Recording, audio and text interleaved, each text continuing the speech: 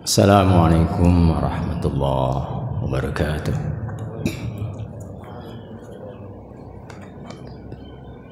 A'udzubillahi minasyaitonir rajim. Bismillahirrahmanirrahim.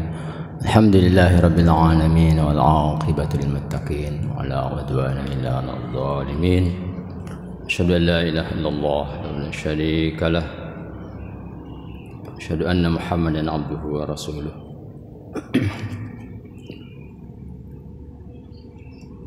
Allahumma salli wa sallim wa barik ala hadha an-nabiyil karim wa rasulil azim nabiyina Muhammadin wa ala alihi wa ashabihi wa man tabi'ahum bi ihsanin ila yaumiddin wa ba'd.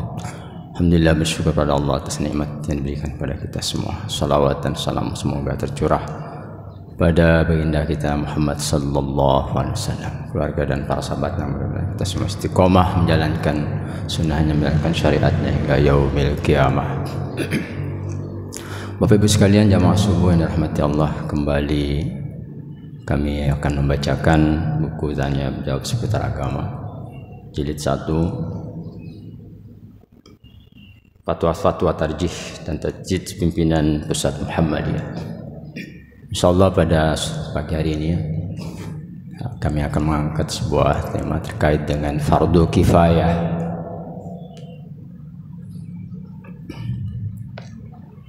Ada pertanyaan, bagaimana hukum mensolatkan umat atau orang Islam yang tidak pernah solat ketika hidupnya dan meninggal, sehingga ini menjadi perdebatan. Ada yang mengatakan tetap harus disolatkan, sementara yang lain mungkin masih mengatakan atau belum memahami lebih jauh tidak disolatkan. Mungkin ada beberapa penjelasan dan hadis yang mereka pahami, mengatakan solat karena memang dia umat Islam, sementara yang tidak solat tidak perlu disolatkan ketika wafat karena memang ada hadis ya yang mengatakan bahwasanya, kata Rasulullah, al-farqu baina al-muslim wal kafir as-shalah, bahwasanya yang membedakan orang Islam dan orang kafir itu adalah dari salatnya. Nah, bagaimana sesungguhnya majelis tarjih khususnya menyikapi hal ini? Mari kita sama-sama menyimak pertanyaan. Yakni bagaimana hukum melakukan salat janazah bagi jenazah yang pada waktu hidupnya tidak melakukan sholat. Pertanyaan dari Ibu Aisyah. Jawaban majelis, bahwasanya hukum melaksanakan sholat jenazah di kalangan ahli fikih ya itu termasuk wajib kaifiyah atau kaifiyah, artinya kewajiban masyarakat, bahwa bukan kewajiban aini ya. Tahu kewajiban ain, fardu ain maksudnya. Artinya kewajiban perorangan.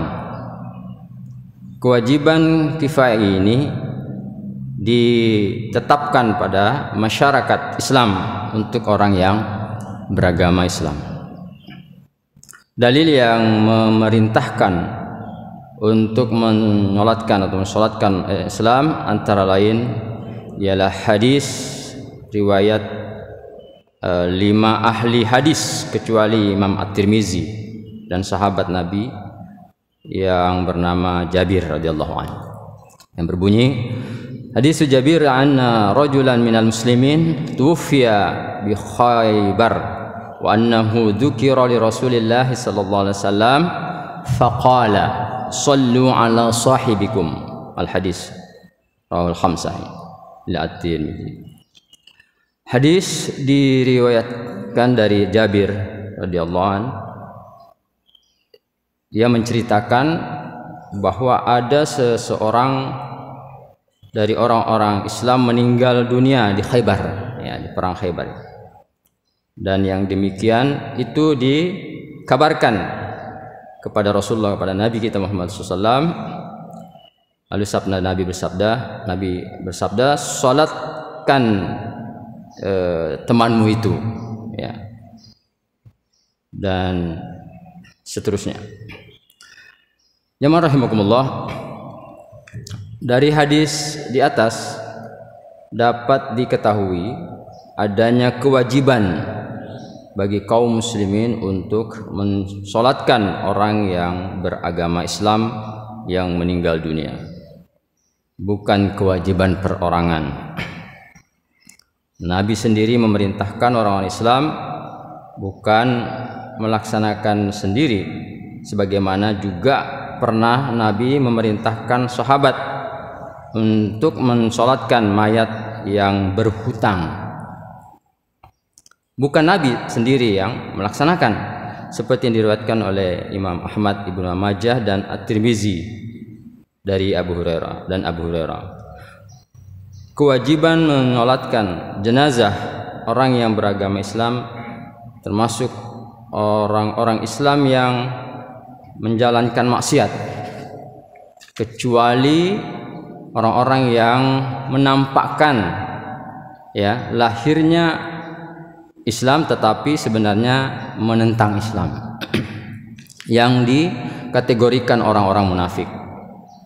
Larangan mensolatkan orang munafik ini disebutkan di dalam Al-Quran surah Taubah ayat 84, yang mereka itu dihukumi kafir oleh Allah dan Rasulnya.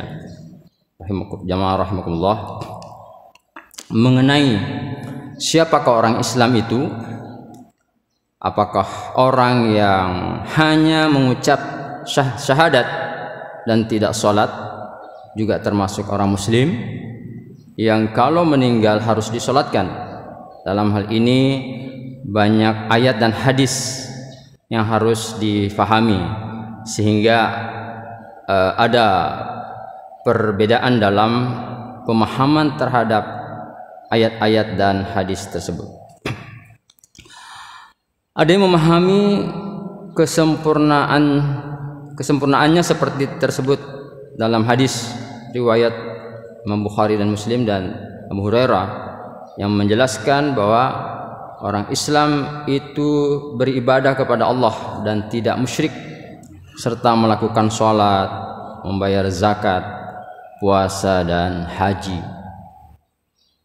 Bahkan juga dapat ditambahkan bahwa bukan hanya demikian, tetapi juga sikap orang itu tetap berbuat baik dan tidak menimbulkan kerugian orang lain, seperti tersebut pada hadis riwayat Imam Bukhari, Abu Dawud dan Imam An-Nawawi dan Ibnu Umar, yang berbunyi, al-muslimu man salimal muslimuna min lisanihi wa yadihi. Bahwasanya orang Islam itu orang yang tindakannya dapat membawa keselamatan orang-orang Islam lainnya.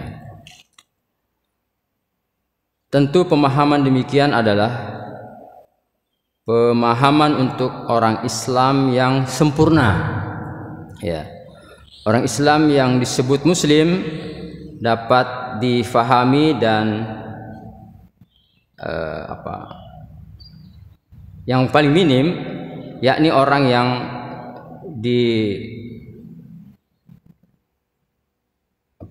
dilakukan pertama, yakni membaca syahadat atau kalimat thayyibah, dan itulah yang nanti akan masuk surga, sebagaimana disebutkan dalam hadis riwayat Imam Bukhari dan Muslim dari Abu Hurairah, yang antara lain berbunyi, summa amara bilalan fanada fin nasi annahu la yadkhulul jannah illa nafsun mu'minah. Kemudian Nabi memerintahkan Bilal untuk mengumumkan pada khalayak, tidaklah masuk surga kecuali dia orang yang muslim. Dalam hadis riwayat Al-Bazzar dari Abu Sa'id disebutkan bahwa Nabi bersabda, man qala la ilaha illallah mukhlishan dakhalal jannah. Artinya barang siapa yang menyatakan dengan ucapan la ilaha illallah, tiada Tuhan melainkan Allah, dengan ikhlas akan masuk surga. Hadirin rahimakumullah, ini